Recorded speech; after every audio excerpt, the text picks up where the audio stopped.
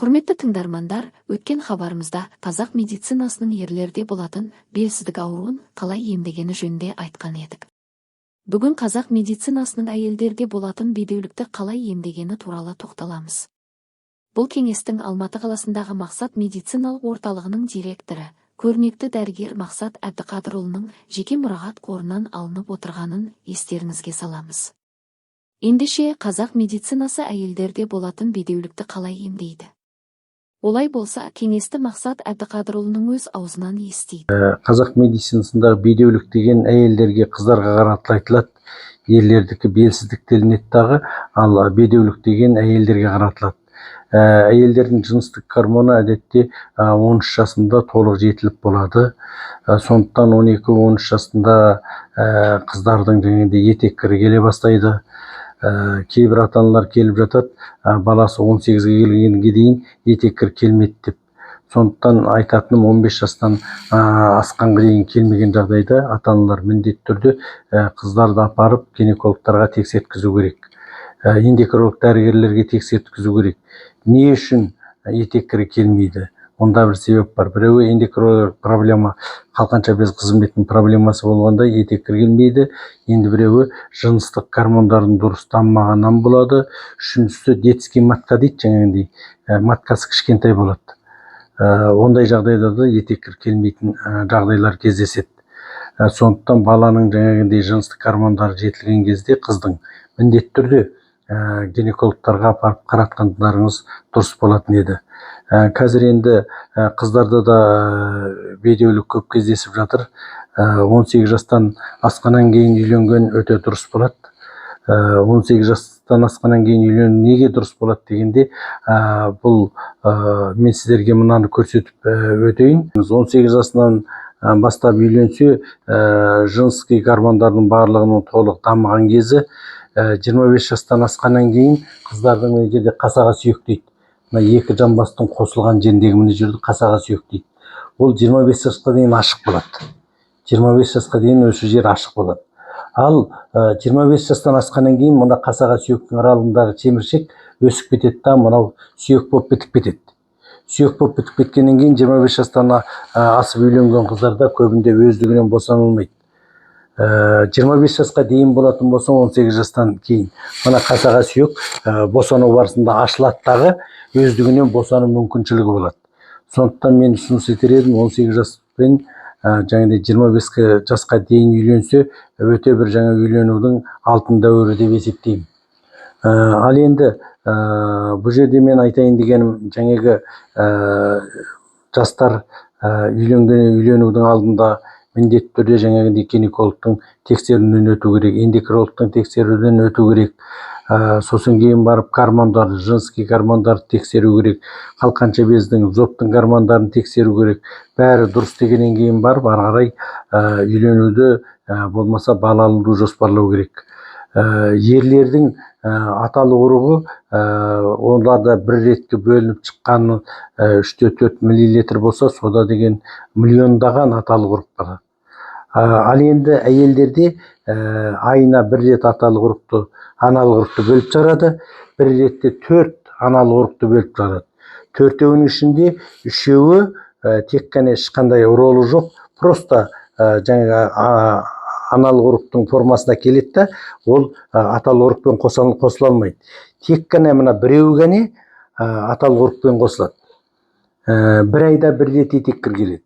Сондықтан баланы жоспарлауда не істеу керек дегенде, бірінші айтатыным, сол жаңағы бала жоспарлаған ана өзінің айына келетін етеккірінің уақытын айтады. Мысалы, әр айдың бірі келетін болса, содан артқа қарай 14 күнді шегереміз. 14 күнді шегеретін болсақ, онда жаңағы 16 күндері аналық ұрық бөліп шығарады деп есептейміз. Ол бір амал. Екінші бір амал, етеккір келген күннен бастап, ертең келеді-ау деген өзін межелегеннен кейін градусты 0-ге сілкіп қойып, таңертең оянған уақытта басты көтермей, көзді ашпай, жаңағы градусты қолтыққа салып, бір 3-4 минут жатады. Содан кейінгі градусты жазып отыру керек әр күнгі. Әр күнгі жазып, келесі етеккір келген бір периодты жазып шығу керек. бір периодты жазып шығу барысында ол жерде жаңағы аналық ұрықтың қашан бөлініп шыққандығын біз өзіміз межелей аламыз, дәрігерлер. Міне андай десек, мынау градус болса, мына жағы уақыт. Сонда мына биік көрінген жері мына аталық ұрық бөліп шығаратын жері уақыт қой, аналық ұрық. Осыны біз әдетте сызамыз. Сызғаннан кейін біз температураны өлшеу арқылы осы уақытты білдік. Алдынан артқа қарай шегіндіру арқылы жаңа 14 күнді уақыты екеуі сәйкеседі. Сәйкескеннен кейін барып, сол уақытты белгілесек, мәселен сол айдың 16-сы дейтін болатын болсақ, алдына 2 күн, артына 2 күн қосамыз. Алдына 2 күн болатын болса, 14-нен 18 аралығында міндетті түрде жыныстық тұрмыс болу керек. Басқа уақыттағы жыныстық тұрмыс ол ешқандай жаңағыдай жүктілікке көмегі болмайды. Өйткені туыт анасы бір айда бір рет аналық ұрықты бөліп шығарады дедім, және 4-еу болады дедім. 3-еуі просто аналық ұрықтың формасы, ол аталық ұрықпен қосылмайды. Оның былайша айтқанда бірге жүрген жолдас сияқты да, біреуі ғана жаңағындай аталық ұрықпенен қосылады. Ол небәрі 72 сағат адам денесінде тұратдағы 72 сағаттың ішінде аталық ұрықпен қосылмаса, ол өзінің қасиетін жояды. Сол себептен сондай уақыттарды дұрыс белгілеп алу керек. Жүктілікті жоспарлағаннан кейін алкогольдік ішімдікті, энергетикалық сусындарды ішпеу керек. Жаңағы натуральный жаңағындай тамақтармен тағамдану керек. Егер нан бірдемені, оны міндетті түрде жаңағындай химикат қосылмаған ауылдың ұндарынан тартылған болса, жаңағы жейтін еттеріңіздің бәрі ауылдың ешқандай бір химикат, не бір борлақтамаған малдардың жаңа тамағыменен тамақтану керек. Көшедегі энергетикалық сусындар, Қытайдың жаңағындай арзан чайлары, арзан напитектерін пайдаланбау керек. Қазір қарасаңыз, енді экология бұзылды. Көптеген жаңағындай зауыттар құрылды. Мұсырлар дұрыс жаңағы залалсыздандырылып жатқан жоқ. Экология бүлінді.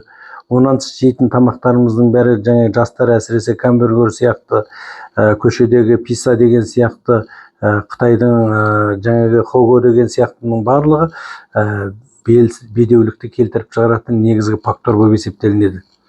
Сондықтан осылардың бәрінен бас тарту керек, алкогольдік ішімдіктерді ішпеу керек, көңіл күй жақсы болу керек. Ол жердегі бірі адам баласының көңіл күйі, екіншісі тамағы, үшіншісі ұйқысы жақсы болса, бүкіл организмі жақсы болады. Егер осы үшеуінің біреуінде кінәрат болатын болса, бүкіл организмнің қызметі тосқындыққа ұшырайды.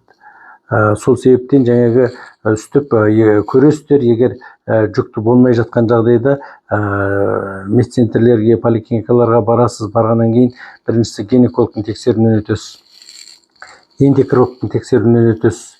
Қандай кедергілер бар. Онан тыс бізде қазақ медицинасында тамыр ұстаймыз, тілдің өзегіне, көзге қараймыз. Сол арқылы жаңағындай егер әйелдерде жаңағындай проблема болған жағдайда оны да емдеуге болады.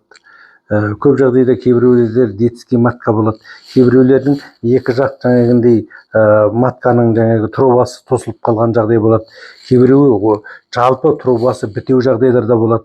Ол үшін маткаға жаңағындай укол қою арқылы рентгенде көруге болады, матканың жағдайы қалай болды, екі жақ жаңағындай трубасы ашық па, мына жақтағы аналық жаңағы безбенен байланысы қандай. Соның барлығын гинекологтар тексереді. Егер ол жерде бір трубасы бітеліп қалған жағдайда гинекологтар қанаттан кіреді дағы, сол ары қарай темір өздерінің оборудованиялары бар, сол арқылы оны ашуға әбден мүмкіншілік бар.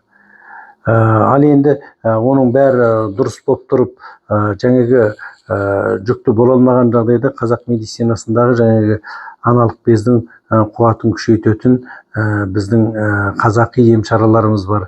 Шөп дәрілермен емдеуге болады, физиолечилиендермен емдеуге болады, алтын ине егіле терапиямен де емдеп жатамыз.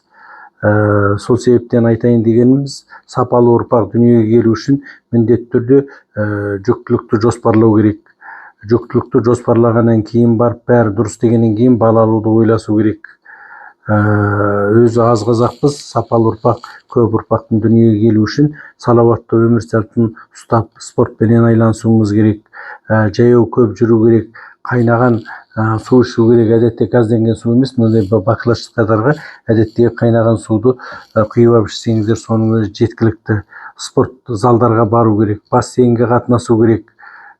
Компьютер, әсіресе соткадан жүктілік кезінде мүлде жоламау керек. Өткен шақырылымда белсіздік туралы айтқанбыз. Көптеген ата-аналар үйленгеннен кейін 2-3 жылда бала болмаса, көбінде әйелдерден, туыс-аналарынан көріп жатады.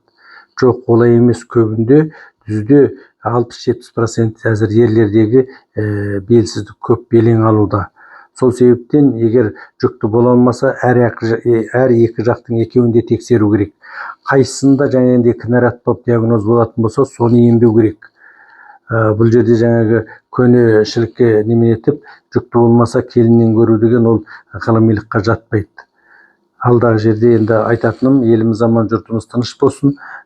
Жастар денсаулығына көңіл бөліп, топты жоспарлаған кезде тексеріліп, ары қарай менің айтқан кеңесімді естеріне алса деген үміттемін.